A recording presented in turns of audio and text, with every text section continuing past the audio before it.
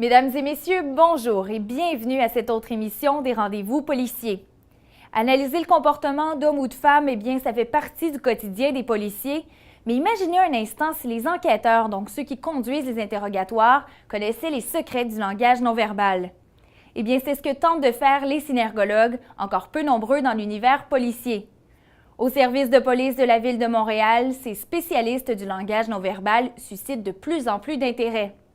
Le sergent détective Bruno Blouin, enquêteur au SPVM mais également synergologue, a accepté de nous livrer ses secrets afin de vous présenter cette discipline méconnue. Je voulais pas vivre la routine, je voulais pas travailler à l'intérieur, je voulais travailler à l'extérieur, je voulais travailler avec des gens parce que je me suis j'ai toujours eu une fascination pour l'être humain, avec ses beaux côtés et ses moins beaux côtés. Alors pour moi, la police, ça représentait à ce moment-là une façon d'assouvir cette soif-là, soit celle de connaître l'humain et ses comportements. À l'emploi du SPVM depuis 1986, Bruno Blouin a touché à plusieurs facettes du métier policier. Il a aussi entrepris des études universitaires avant de finalement devenir enquêteur. C'est son intérêt pour l'être humain qui l'a poussé à poursuivre une autre formation, cette fois-ci en synergologie. La synergologie a été créée il y a une vingtaine d'années par Philippe Turchet. Les premiers synergologues ont même été formés ici au Québec. La formation qu'a suivie M. Blouin s'étale sur une période de 3 ans afin de laisser le temps aux apprentis synergologues d'observer et d'explorer la matière enseignée. Et cette méthode de lecture-là, ça nous permet de regarder comment l'individu interagit avec une autre personne. Naturellement, ça, c'est... moi, je pense qu'il vaut mieux être observateur plutôt qu'acteur, parce que quand on est synergologue et qu'on parle à des gens, on ne veut pas non plus que les gens se sentent épiés, se sentent observés ou se sentent analysés. Maintenant, la synergologie, c'est relativement nouveau. Et tout reste à construire, tout reste à bâtir, tout reste à explorer. C'est afin de leur donner un outil de plus lors d'interrogatoires et lors de patrouilles que le SPVM a commencé à former des synergologues. La synergologie, c'est un outil qu'on donne aux enquêteurs afin qu'ils puissent réorienter l'enquête aux besoins, afin de bien les outiller pour qu'ils puissent intervenir de façon efficace dans leurs interrogatoires. Nous, on ne parle pas de mensonges, on ne parle pas de vérité, c'est pas de ça qu'on veut parler, mais on veut plutôt parler de gestes de contrôle, des gestes de spontanéité. On veut parler d'items quand on fait référence quand on parle du père ou de la mère de quelqu'un, mais si la personne, quand on parle de ça, si la personne réagit, on veut dire à nos enquêteurs qu'est-ce que ça veut dire. En interrogatoire, ce que je dis, c'est regarder sur quoi la personne va bouger. Parce que vous ne pouvez pas être assis dans une salle d'interrogatoire pendant 3 heures de temps et ne pas bouger. On va s'entendre là-dessus.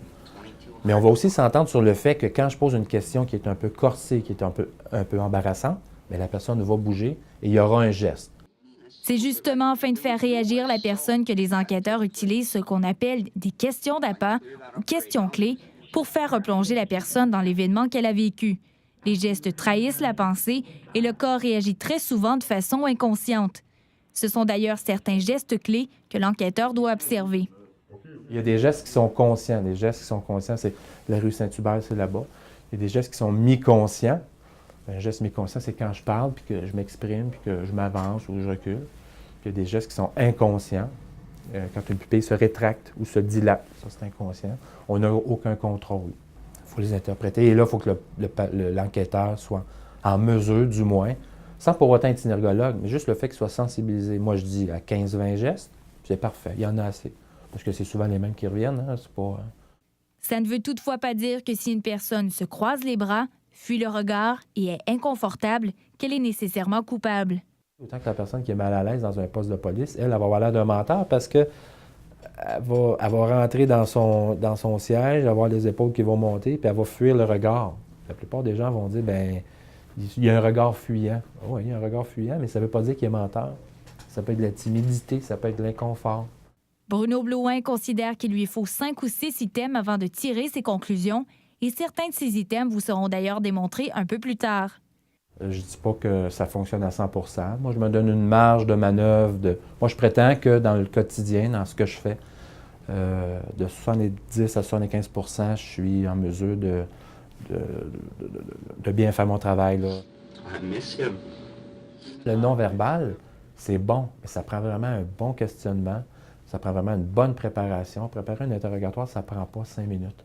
Ça prend quelques heures pour préparer un interrogatoire parce qu'il faut aller chercher le maximum d'éléments.